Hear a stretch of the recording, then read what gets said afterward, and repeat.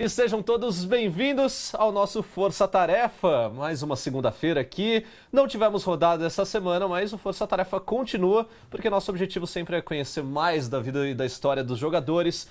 Analistas, aliás, eu já dei a dica do nosso entrevistado de hoje. Eu estou aqui hoje também, mais uma vez, pela segunda vez na vida, Cap, tranquilo? Fala, Retalha, muito obrigado por repor aqui o nosso amigo que tá de férias também. Tá na Disney? Literalmente o cara que tá na Disney. Você tá mutado. Tô mutado? O Cap está mutado, Cap. E queria dar boas-vindas aqui ao nosso amigo JP. Tudo bom, JP? E aí? Como é que vai você? É uma honra enorme ter você aqui no nosso programa. E aí, Cap? Itália? Tranquilo, cara, de boas. Fala, JP, tá pronto Foco hoje? no trabalho. Foco no trabalho, tá pronto hoje para nossa entrevista, para as perguntas ácidas aí sobre a sua história dentro do competitivo? Manda ver, cara, manda ver. Queria perguntar pra você, como é que você começou nesse meio? Como é que você foi virar um coach? Conta pra gente como é que foi o início aí da sua caminhada nos esportes, JP. Cara, nos esportes de verdade mesmo, mais ou menos de verdade, né? Porque não era um cenário profissional, foi no BF4. O Retalha talvez lembre, ou talvez não sei, mas eu era da Limited. Você lembra da Limited, Retalha? Do BF4? Limited, lembro sim. Você chegou a Tinha o jogar na Abril, Limited? Blind. Cara, bem no começo, depois eu fiquei, tipo, não tinha tempo pra jogar, mas eu ficava lá com a molecada, porque eu era dono do time da Limited. E, cara, eu sempre fui amigo da galera do cenário, tipo, do pessoal que joga e tal. E aí acabou o competitivo do BF e todo mundo migrou pro Rainbow Six. E no início o jogo não me atraiu muito, assim. Eu pensei, pô, não tem muito a minha cara o jogo. Não sei se vale a pena eu migrar. Aí tentei jogar outros jogos nesse meio tempo. Aí fui pro CS, fiquei um tempo jogando CS, também não rolou. Aí fui pro PUBG, que tinha saído na época. Eu joguei bastante tempo PUBG. Joguei um pouco do PUBG competitivamente. E aí foi um pouco antes da Liquid ganhar Atlantic City que eu vi que, pô, começou a entrar org gringa no cenário do Rainbow Six. E eu pensei, né, pô, cara, será que vale a pena investir mesmo? Se tem org desse tamanho vindo pro Brasil, acho que vale a pena investir no jogo. Aí eu comecei a interagir mais com o jogo. Eu fiquei muito tempo jogando com o pessoal que hoje tá na Red Devils, com o Abreu, com o Velvet, com o pessoal que tava lá, que o Abreu jogava comigo no BF também, Sim. no começo. E, pô, fui desenvolvendo, entrei num outro time, montei um time com uns amigos meus. Só que conforme eu ia jogando, a parte analítica e tática do jogo me chamava muito mais atenção que propriamente jogar o jogo, entende? Eu achava muito interessante a parte estatística e eu via que faltava muito pessoas com a capacidade de interpretar essa parte técnica do jogo. E Ainda aí eu resolvi faltam. ainda faltam. Aí eu resolvi realmente me dedicar a isso. Mas JP, você falou desse início aí do BF. Por que essa mudança de jogo não te atraiu tanto ainda como player? O que você viu naquele começo do Rainbow Six e falou, putz, não É gostei, que cara? o BF era um jogo muito, muito fast pace, assim, muito rápido. O Rainbow Six era um jogo mais cadenciado, assim. E eu não tinha essa não era atraído por esse tipo de jogo, mas acabou que logo depois eu fui pro CS. Aí eu já meio que dei uma mudada no meu pensamento sobre como o jogo funcionava. E logo depois eu fui pro PUBG, que é um jogo mais estratégico ainda. E aí eu acabei vendo que quanto mais estratégico o jogo era, melhor eu acabava me dando. Aí eu dei a chance pro Rainbow Six, fui jogar com os moleques lá e acabei gostando muito do jogo no final das contas. JP, uma coisa que a gente sempre se pergunta, né? Como é que foi o apoio da sua família? Se hoje em dia você mora em GH junto com a galera da NTZ, como é que é o apoio da sua família? Porque, querendo ou não, você tem que largar tudo que você faz, né? Se você estava estudando, trabalhando, enfim. A gente sabe que o Então, apoio sempre é muito difícil. Como é que foi pra você essa adaptação, cara? no começo, assim, meus pais nunca me apoiaram muito nisso, né?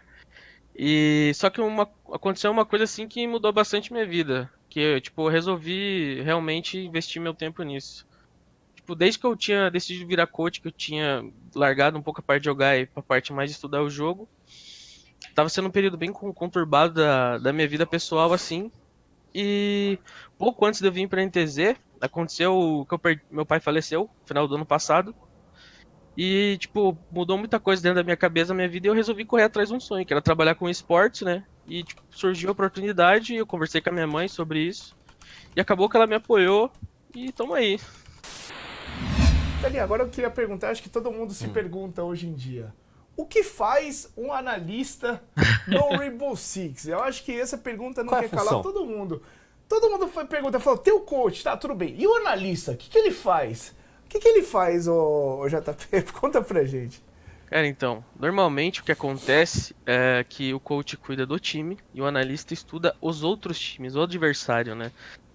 Só que aqui na NTZ, o Drix ele tem a parte mais do individual, de corrigir o individual do pessoal, ele vai lá, ele presta mais atenção nos erros individuais.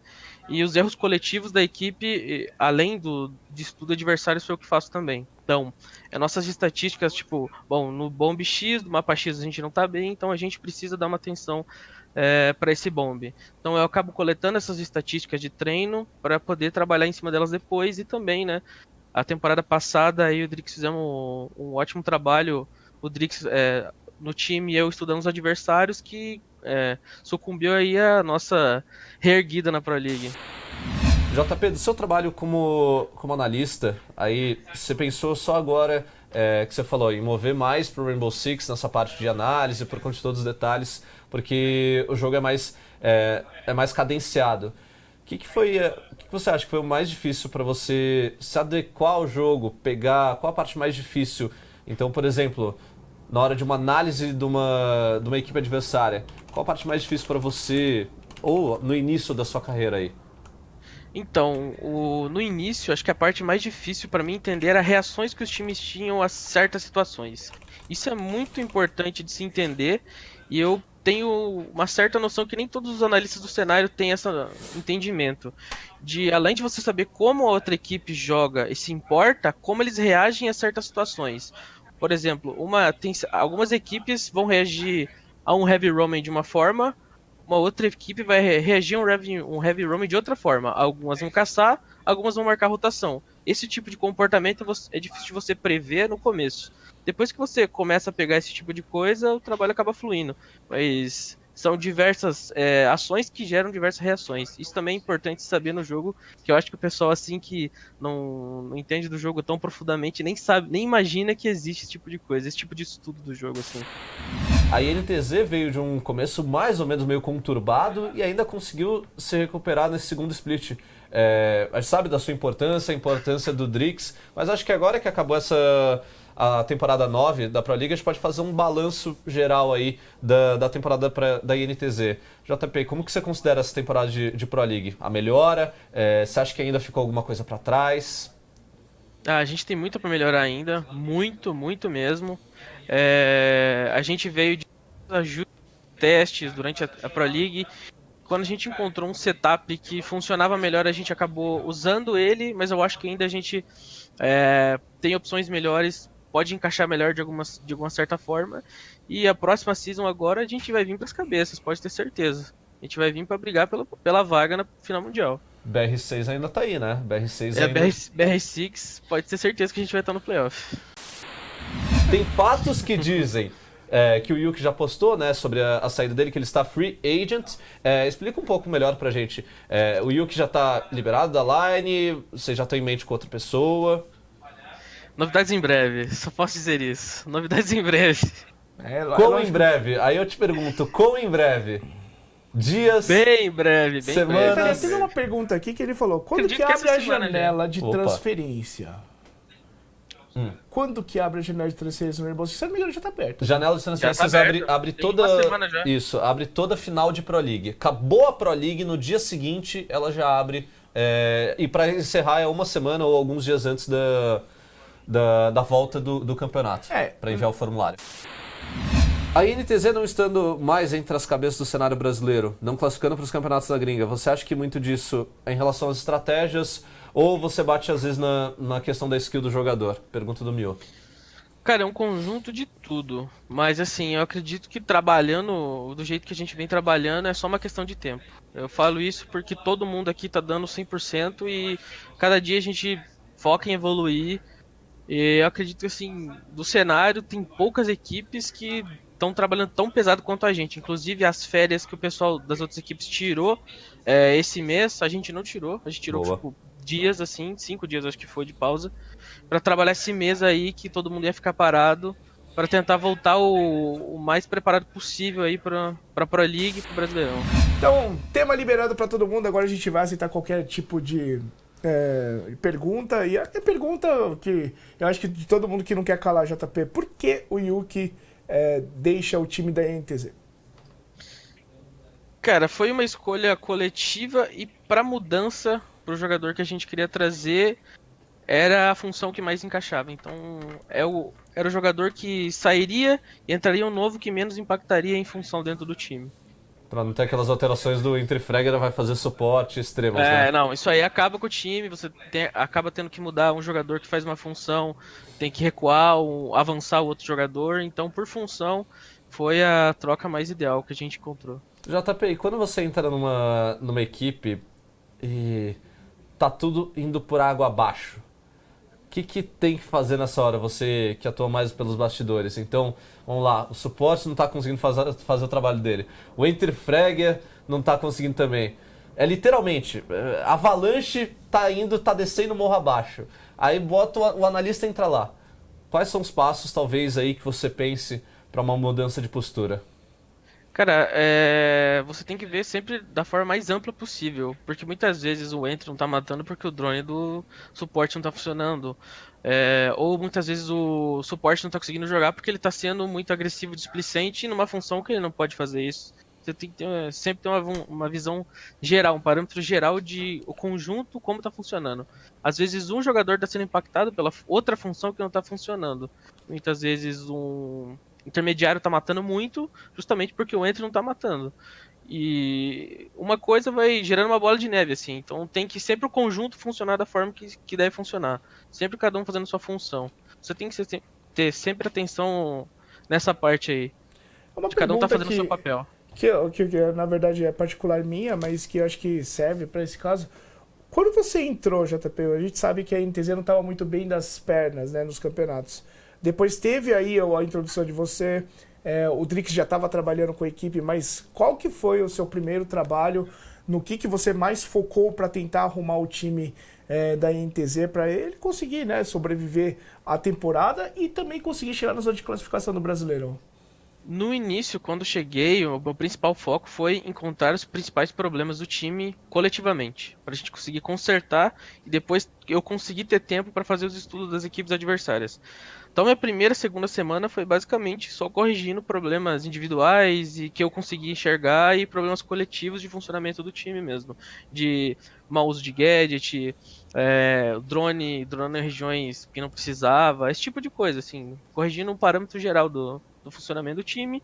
Aí quando eu consegui, junto com o Drix, encontrar uma solução para os principais problemas, eu comecei a fazer o estudo dos adversários, que também teve um bom impacto, assim, na performance do time. Tipo, você entrar no servidor sabendo o que a equipe adversária vai fazer é muito melhor do que você entrar só sabendo o seu e tentando fazer leitura e jogar em cima disso. Você já tendo uma noção básica de como o adversário joga, é melhor, você tá mais seguro, você já sabe como jogar contra ele. Os dois novos operadores lançados, Warden Ward e Nock. e Nock. Qual a Então, sua primeira impressão sobre eles, cara? O engraçado é que teve um dia que a gente tava indo pro BR6 de Uber e a gente tava conversando. Imagina se tivesse um operador da defesa que visse pela Smoke e tivesse um óculos que, cara, a gente descreveu o Ordem e ele foi lançado. Fiquei, tipo, assustado, assim. Pô, a gente tá sendo grampeado, alguém tá ouvindo o que a gente tá falando. Vocês já tinham cal, né? Vocês Mas já tinham um vazamento de informação aí, Que né? se eles forem Realmente, pensar, eles só remodelaram alguns operadores de função contrária, que é de ataque ou defesa, né? E transformar ele no ataque. Você tem o Glass de defesa agora e você também tem o Vigil de Warden. ataque. O vídeo. Não, e são habilidades únicas, né? Não são habilidades únicas quando eu me refiro não são habilidades universais que afetam todos os jogadores da equipe. Então não é um bônus, por exemplo, de Não é um spot Lion do Lion também, né? que vai pra todo mundo. É uma habilidade que ele é afetado, ele tem essa vantagem, então ele pode entrar no confronto. A gente sempre faz essa brincadeira e você também vai participar dela. Você deixou de ser analista da INTZ, você vai virar um desenvolvedor da Ubisoft. Você vai criar um operador com um gadget único. Pode ser defesa ou ataque, se quiser fazer os dois também, fique à vontade. Qual seria o gadget desse operador? Cara, eu gostaria que tivesse dois operadores. um Castle no ataque, pra realmente impedir rotação eficientemente, não simplesmente jogar uma coisa que você consegue quebrar muito fácil. Sim. Ou ter um operador da defesa que quebrasse reforço. Interessante. O Meligeni uma vez já falou dessa ideia, conversando em off. Ou foi em live também, deve ser alguma das brisas dele durante a transmissão que ele tem, do operador que congelasse a parede como defensor e aí conseguir o reforço, né? E aí conseguisse quebrar depois, né? Então. Um reforço É uma removível, opção. né? Não, você reforçava, você utilizava esse gadget, ele congelava esse reforço abaixo de menos 30 graus. E aí ficava quebradiço, como se fosse tipo o Exterminador do Futuro, que congela lá e quebra nos Essa pedaços. água que vocês tomaram esse dia tava Não, batizada, hein? ele deu essa ideia. Todas essas ideias geniais e absurdas são do Meligeni. Mas é uma ideia boa, você pensar que a defesa, às vezes, ela tem como único gadget que abre necessariamente um reforço, é a mira. Então são duas miras. Se a mira não estiver na composição, você já não tem como fazer essa abertura de reforço. Você realmente fica refém. Em alguns casos é válido pra você pegar de Legal. surpresa. Essas ideias são muito legais, inclusive esse dia eu tava pensando numa Dokaeb de defesa, cara. Essa aí seria Nossa. extremamente roubado. O pessoal Porque, ia assim, sair dando spawn pick em todo mundo. Porque assim, Não, mas ele, Lion de ele defesa, seria. né? Assim, é lógico que o Lion de defesa seria o mapa inteiro e não seria global, ele seria perimetral. Vamos supor, eu estou num cômodo, vamos supor, eu estou dentro do bombe. Quem estiver ao redor daquilo lá, na hora que você ligar, aí o celular toca. Ele não seria pro mapa inteiro. Ele seria, tipo, pra Sim, uma região pra só. uma determinada região. Assim como a ideia do Lion também passou por essa ideia, né? De ser apenas o Lion que verificasse porções do mapa e não o mapa inteiro, né? Eu acho que o Lion também poderia ter sido remodelado dessa forma. Agora a gente vai para aquelas duas últimas perguntas para a gente fechar aqui a entrevista. Eu vou selecionar a minha, já selecionei aqui no chat, né? É uma pergunta aqui, mais uma vez o Miau participando bastante. Obrigado, Miau Over. Fala assim, ó. Vimos o Nuke sem a COG, tiraram a COG da Ashe. Já rolou tirar a COG da Twitch. Seria um aviso que não teremos mais a COG no ataque? O que você acha sobre o assunto de ACOG, cara? Cara, assim, eles tiram o ACOG da principal arma pra tentar dar um balanceamento no uso do operador, mais do que propriamente dito no gadget do ACOG da arma, né? Porque a Ashe é um operador muito picado. Aí eles tiraram o ACOG dela, agora a Zofia é mais picada que a Ashe. Eles vão querer tirar a ACOG de todo mundo que é picado pra dar uma balanceada no ataque, se for levar por essa lógica. Mas eu acho que realmente é mais questão de balancear o operador por ser muito selecionado do que propriamente tirar o ACOG do ataque. Não vejo um motivo real assim deles tirarem a COG, não faz tanta diferença assim.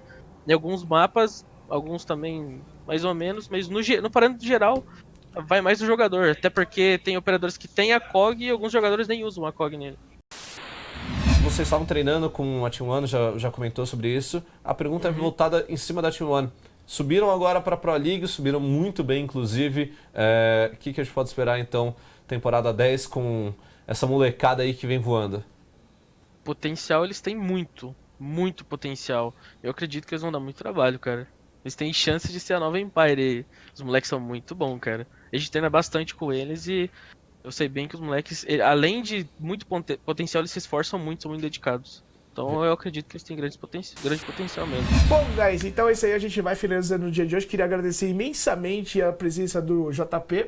Muito obrigado pela entrevista de hoje. A gente sabe que foi um negócio assim que a gente tava tentando trazer o jogador, só que acabou não dando certo. O JP assumiu a responsabilidade. Muito Era obrigado. pra ser o Dudes e o JP salvou o Dudes da bronca. Pronto. Muito isso obrigado mesmo. de coração aí pro JP. Eu vou encerrar a minha parte e Retalinha também pode falar depois. O JP se despede. JP... Eu vou deixar o JP se despedir primeiro e daí depois... JP, manda o seu recado pra torcida da INTZ, pra quem estiver te acompanhando. Valeu, rapaziada. Continue acompanhando a gente essa season, que o time só vai melhorar. A gente tá trabalhando duro para ter melhores resultados. Vamos dar o máximo pra gente conseguir se manter no Brasileirão, ir pros playoffs. A gente vai pelo título, a gente não tá simplesmente lutando só pra se classificar pros playoffs, a gente quer ganhar o Brasileirão. E essa nova season da Pro League a gente tá se preparando, dando ao máximo. A gente reduziu nossas férias o máximo possível para chegar o mais preparado possível para a próxima Pro League. Então, fiquem de olho na gente que agora o bicho vai pegar.